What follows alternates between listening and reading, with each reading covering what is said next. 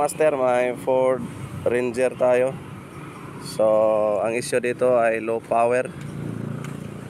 So 2.0 engine, low power, tapos umilaw yung check engine.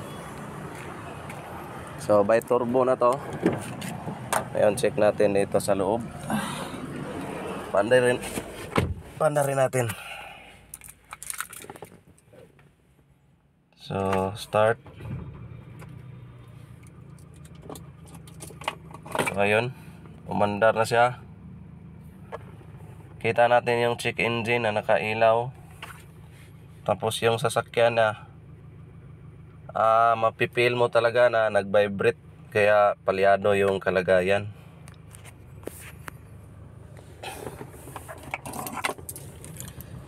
Sana lang hindi injector to. So tingnan natin sa labas. Ayan.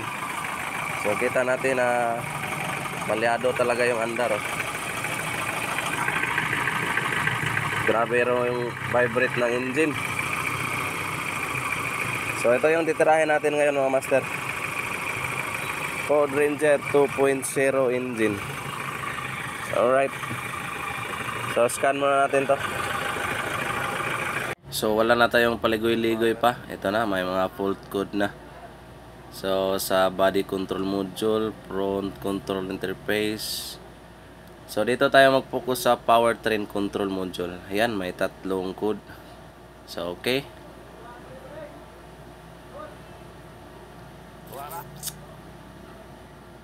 So duda talaga ako sa injector dito, mga master. So retrieve. So ayun nga. Hindi nga tayo nagkamali sa hinala natin, no? Cylinder to, injector is circuit low.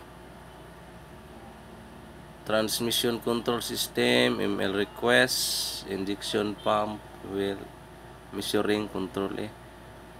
So dito tayo mag-focus sa injector number 2. So yung ibang code ay never mind na lang yan.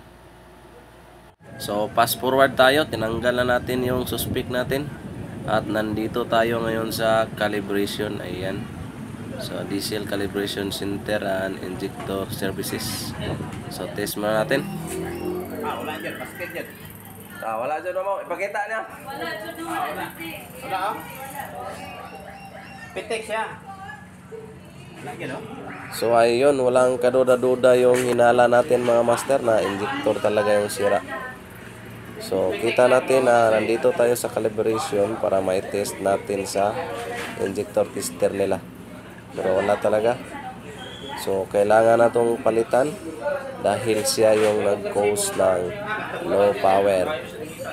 So medyo mahal pa naman yung parts nito. So talo dali, busted chef. Basket. Busted yan. Lagi ka din surplus. Tindahan na sprayan. So dahil sira na yung injector nito, mga master, at wala tayong nahanap na surplus, ito nag-decide yung may-ari na brand new na lang yung bilhin nila. So from kasa pa to. So medyo may kamahalan talaga to. So wala na tayong paligoy-ligoy pa, ikabit na natin to para ma-solve natin yung problema ng customer natin na dating kasamahan natin sa trabaho. Ngayon ay may Ford Everest na. Sana all. Congrats, Ma'am Sheb. So ito, papalitan din natin ang fuel filter dahil baka napakarumi na to, kaya ito yung cause na nasira yung injector. Pagkatapos nating palitan ng fuel filter at injector, ito na, the moment of truth.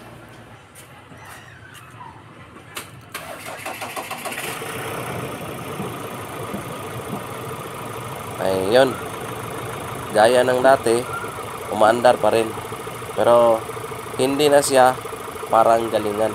Ayan, oh. Kita nyo na napaka steady na yung andar niya. So goods na to. Check engine yapon. Okay na.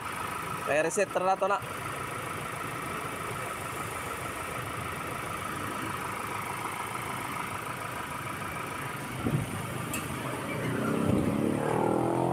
Ayan o. Hindi na mga kurog diya.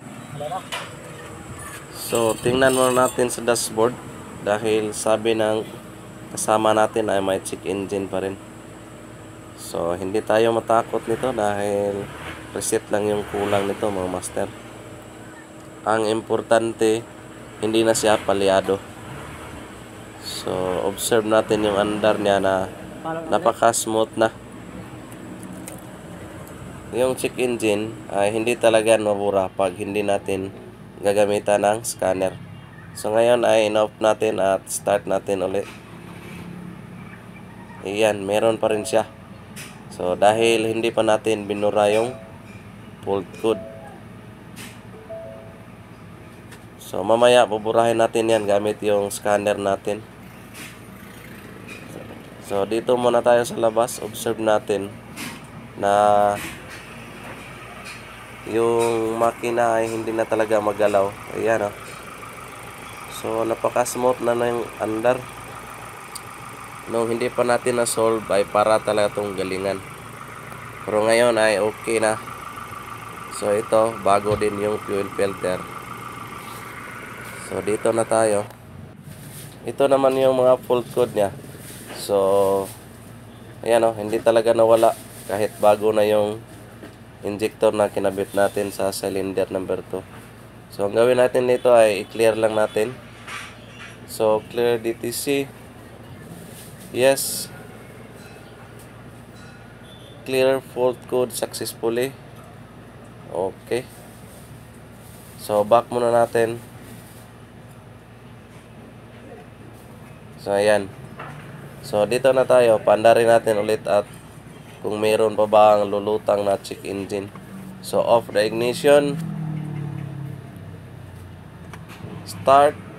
Ayun. Tudas yung check engine mga master. So pag hindi na babalik yan, ibig sabihin solve na solve yung problema. So sureball naman tayo na hindi na babalik yan dahil yung injector ay okay na at na-fix na natin yung problema. Itaw sa to cover.